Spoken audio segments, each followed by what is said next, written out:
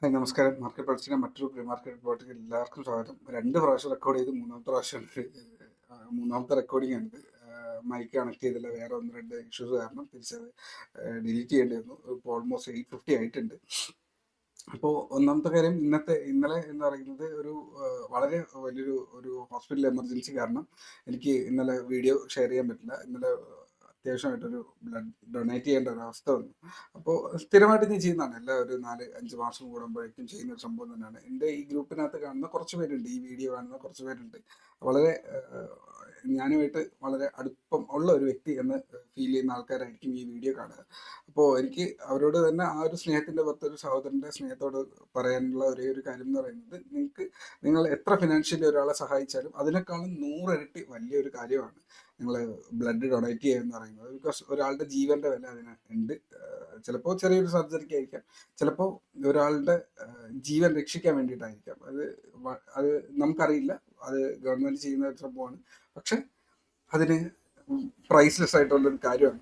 മസ്റ്റായിട്ട് ചെയ്യാൻ ശ്രമിക്കുക. ഏതൊരു മനുഷ്യനും ആത്മാർത്ഥമായിട്ട് മനസ്സിൽ ചിന്തിക്കുക, എന്നെ കൊണ്ട് പറ്റുന്നത് ഒറ്റ പ്രാവശ്യം തന്നെ ഞാൻ ഇപ്പോൾ ഒരു പ്രാവശ്യം കൊടുക്കുമ്പോൾ തന്നെ 4 പേർക്കാണ് ആ ബ്ലഡ് വരിക.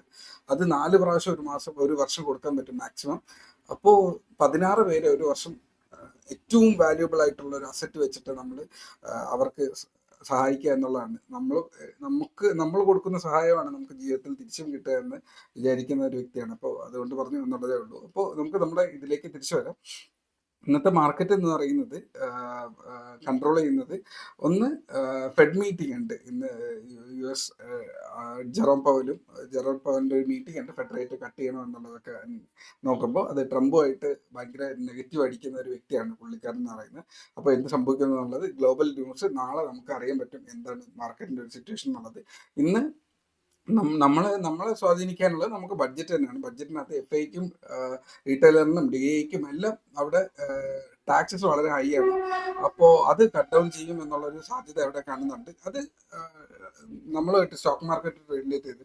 എന്നാലും ഞാൻ പേഴ്സണലി ആഗ്രഹിക്കുന്നത് പറഞ്ഞാൽ ഇന്ത്യ ഒരു പുറത്തു പോയി ജോലി ചെയ്ത് ആണ് നമ്മളിൽ ഏറ്റവും കൂടുതൽ കാശ് വരുന്നതെന്ന് പറയുന്നത്. അപ്പോൾ പകരം ഇന്ത്യ എന്ന് പറയുന്നത് ഒരു പ്രൊഡക്ഷൻ ഹബ് ആവുകയും അത് അഗ്രികൾച്ചർ ഉൾപ്പെടെ, ഞാൻ ഇലക്ട്രോണിക്സ് അല്ല ഉദ്ദേശിക്കുന്നത്, അഗ്രികൾച്ചർ ഉൾപ്പെടെ നമ്മൾ ഇമ്പോർട്ട് ചെയ്യുന്നതിന് പകരം നമ്മളൊരു നല്ലൊരു എക്സ്പോർട്ടർ ആയിക്കഴിഞ്ഞാൽ നമുക്ക് അവിടെ കൺട്രോൾ കൂടുതലായിരിക്കും. നമ്മുടെ കയ്യിൽ നാച്ചുറൽ ഗ്യാസോ ക്രൂഡ് ഓയിലോ ഒന്നുമില്ല നമുക്ക് വളരാൻ വേണ്ടിയിട്ട് ബിസിനസ് വേണ്ടിയിട്ട്. അപ്പോൾ നമുക്കുള്ളത് നല്ല ലാൻഡ് ഉണ്ട്, നല്ല വെള്ളം കിട്ടുന്ന ഒരു സിറ്റുവേഷൻ ഉണ്ട്. അപ്പോൾ നമ്മൾ അഗ്രികൾച്ചറിലൂടെ, നമ്മൾ മാനുഫാക്ചറിങ്ങിലൂടെ നമ്മൾ ബെറ്റർ ആയിട്ട് വരണം എന്നുള്ളതാണ്. അപ്പോൾ അതിന് ഗവൺമെൻറ് ഹയർ ഒഫീഷ്യൽസിന് ഇത് ബ്രെയിനിലൂടെ പോകുന്നുണ്ട് എന്നുണ്ടെങ്കിൽ അതിന് എടുക്കേണ്ട കാലഘട്ടമാണ് ഇതെന്ന് പറയുന്നത്.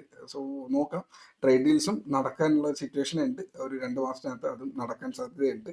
അപ്പോൾ തിരിച്ച് മാർക്കറ്റിലേക്ക് വന്നു കഴിഞ്ഞാൽ നമ്മുടെ മാർക്കറ്റ് ഓൾമോസ്റ്റ് ഈ പറഞ്ഞു കഴിഞ്ഞാൽ ഇതൊരു സപ്പോർട്ടിൻ്റെ ഏറ്റവും ലോവസ്റ്റ് പോയിന്റിലാണ് നിൽക്കുന്നത്. ഇതൊരു സപ്പോർട്ടാണ് അല്ലേ. ഈ സപ്പോർട്ടിൻ്റെ അടുത്താണ് നമ്മൾ നിൽക്കുന്നത്. സോ വലിയൊരു ബുള്ളിഷ്നെസ് ഒന്നും ഇപ്പോൾ കാണിക്കുന്നില്ല. അപ്പോൾ ഏറ്റവും ഇമ്പോർട്ടൻ്റ് ആയിട്ട് 25,240 മേളിലേക്ക് 25,440, ഈ കാണുന്ന 440 അവിടെ ഉണ്ട്. അപ്പോൾ 25,600 റേഞ്ചാണ് അടുത്ത ലെവൽസ് എന്ന് പറയുന്നത്. അപ്പോൾ മേളിലേക്കുള്ളൊരു ട്രാവൽ ചിലപ്പോൾ എടുത്തേക്കാം.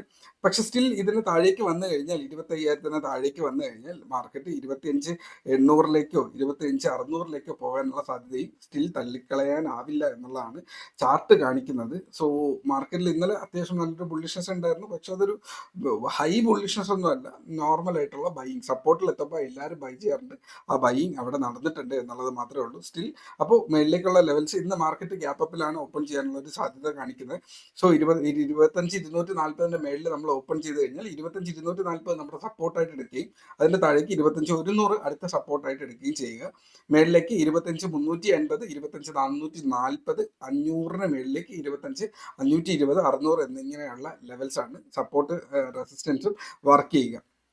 അടുത്ത് നമുക്ക് ഏറ്റവും കൂടുതൽ നോക്കാനുള്ളത് ക്രൂഡ് ഓയിലാണ് ഏറ്റവും കൂടുതൽ നമുക്ക് ട്രേഡ് കിട്ടിക്കൊണ്ടിരിക്കുന്നത്. അപ്പോൾ ക്രൂഡ് ഓയിലിൻ്റെ അടുത്ത ലെവൽ എന്ന് പറയുന്നത് ഞാനവിടെ ഷെയർ ചെയ്തിരുന്നു, 5,720 നമ്മുടെ അടുത്തൊരു ടാർഗറ്റ് പറഞ്ഞിരുന്നത്. അതും ഇന്നലെ പോയി ഹിറ്റ് ചെയ്തു 5800 വരെ എന്നുള്ള ഒരു സിറ്റുവേഷൻ. ഈ ഒരു സിറ്റുവേഷൻ കാണുന്നത് 6000-ലേക്കുള്ള ഒരു പോക്കാണ്. അപ്പോൾ 5720 അടുത്തിന് ഇന്ന് നോക്കിക്കഴിഞ്ഞാൽ ലെവൽസ് എന്ന് പറയുന്നത് 5600, 5660, 5720, 5800 എന്നിങ്ങനെയാണ് അടുത്ത ലെവൽസ്. മാക്സിമം അത് പോകാനുള്ളത് 920, 6000-ലേക്കാണ് അതിൻ്റെ മുന്നിലേക്കുള്ള മൂവ്മെന്റ് എന്ന് പറയുന്നത്. സ്റ്റിൽ അതിനുള്ള സാധ്യതയുണ്ട്. ഒരു പ്രോഫിറ്റ് ബുക്കിംഗ് എത്താൻ ഇല്ലെങ്കിൽ മാർക്കറ്റ് ഒന്ന് കൂൾ ഡൗൺ ആവാനുള്ള സിറ്റുവേഷനും ഉണ്ട് 5800 റേഞ്ചിലേക്ക് വരുമ്പോൾ. അതിനനുസരിച്ചിട്ടുള്ള ലെവൽസ് ഞാൻ പറഞ്ഞിട്ടുണ്ട്. താഴേക്ക് 660, 600, 520 ആണ്. 5522 ഈ കാണുന്ന ലൈൻ എന്ന് പറയുന്നത്. 20 അതിന്റെ സപ്പോർട്ട് ലൈൻ എന്ന് പറയുന്നത്.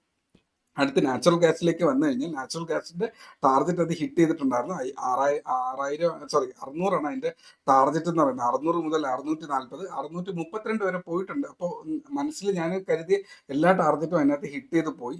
ഇത് 700, 800-ലേക്കൊക്കെ മുന്നേ പോയിട്ടുണ്ട്. പക്ഷെ ഈ അടുത്ത കാലത്ത് പോകാനുണ്ടായിരുന്ന എൻ്റെ മനസ്സിനകത്തുള്ള മാക്സിമം സാധ്യത എന്ന് പറയുന്നത് 640 640 മാക്സിമം, 660 മാക്സിമം ആണ്. അപ്പോൾ 660-ൻ്റെ തൊട്ടടുത്ത് എത്തിയിട്ടുണ്ട്. അപ്പോൾ പക്ഷെ ഇനിയും പോകാൻ സാധ്യതയുണ്ട്. അത് 800 ഹിറ്റ് ചെയ്തിട്ടാണ് വീഴുന്നത്. അപ്പോൾ ഈ ഒരു രക്ഷാസ് നിൽക്കുന്ന കാലത്തോളം അതങ്ങനെ തന്നെ പോകാൻ, ഗോൾഡും സിൽവറും ഒക്കെ അങ്ങനെ തന്നെ പോകുന്നുണ്ട്. സോ ഇവിടെ നമുക്ക് സപ്പോർട്ടും റെസിസ്റ്റൻസ് നോക്കിയാൽ 560, അതായത് 564, 588, അതിനുശേഷം 612, 632 എന്നിങ്ങനെയുള്ള ലെവൽസ് അവിടെ ഇമ്പോർട്ടൻ്റ് ആണ്. ഇനി മേളിലേക്ക് നോക്കിയാൽ നമുക്ക് 648 ഇമ്പോർട്ടൻ്റ് ആയിട്ടുള്ള ലെവലാണ്. 668 ഇമ്പോർട്ടൻ്റ് ആയിട്ടുള്ളതാണ്. 684 ഇമ്പോർട്ടൻ്റ് ആയിട്ടുള്ള ലെവലാണ്. ഈ ലെവൽസ് നിങ്ങൾ വാച്ച് ചെയ്യുക. ഒരു 8 മുതൽ 16 പോയിന്റിന്റെ SL-ഉം ടാർഗറ്റും നിങ്ങൾ കീപ്പ് ചെയ്യുക. മോസ്റ്റ്ലി അങ്ങനെ തന്നെയാണ് അത് വർക്ക് ചെയ്യുക. ഞാൻ ചാർട്ട് പിന്നിലേക്ക് നോക്കുമ്പോഴും എൻ്റെ ട്രേഡിംഗ് വ്യൂവിനകത്ത് എല്ലാ ലൈൻസും ഉണ്ടല്ലേ, ആ ലൈൻസ് നോക്കിയിട്ടാണ് ഞാനിവിടെ പറയുക. ഈ ചാർട്ടിനകത്ത് അത് ഇട്ട് കഴിഞ്ഞാൽ ട്രേഡ് ചെയ്യാൻ ഭയങ്കര ബുദ്ധിമുട്ടാണ്. അതുകൊണ്ടാണ്. സോ ഇതിനനുസരിച്ച് നിങ്ങൾ ട്രേഡ് പ്ലാൻ ചെയ്യുക. ഒരിക്കലും ക്യാരി ഫോർവേഡ് ചെയ്യേണ്ട. ബഡ്ജറ്റ് ഫ്രണ്ടിൽ കിടക്കുന്നതുകൊണ്ട് മാർക്കറ്റിൽ നല്ല വോളറ്റിലിറ്റി കാണും.